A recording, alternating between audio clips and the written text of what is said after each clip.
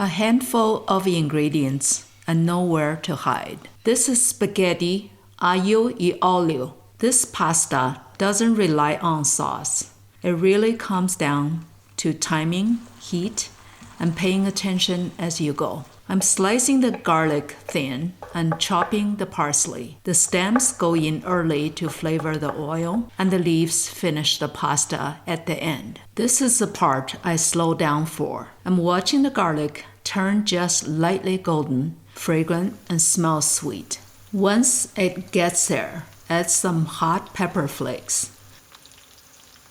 I take it off the heat while I wait for the pasta. Garlic keeps cooking, even when the flame is off. The spaghetti cooks in well-salted water, but only halfway, about 5 minutes. The rest cooking happens in the pan. When the pasta is ready, I bring the pan back to gentle heat. This is where sauce happens, even though there's technically no sauce. I'm adding pasta water a little at a time and just watching how it changes.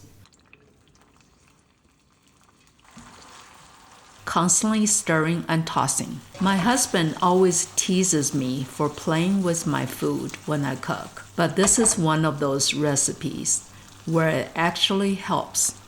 At first, it looks oily, then suddenly it starts to come together. I keep adding small splashes of pasta water until the noodles feel coated and silky. When the noodles look glossy instead of slick, that's the moment. Then the parsley leaves, salt, and that's it. If I were making this again, I'd probably pull the pasta a minute earlier, just to give myself a little bit more room to finish everything gently in the pan. You can finish with more parsley and a little Parmesan cheese if you like. Parmesan is not traditionally part of the dish. What I'm looking for is something that clings to the pasta, not oily, not dry. It tastes simple but complete, and the pasta is cooked al dente always. And somehow, it's a kind of pasta you cannot stop tasting straight from the pan. Thanks for cooking along with me in Lay's Kitchen, where flavors are without borders.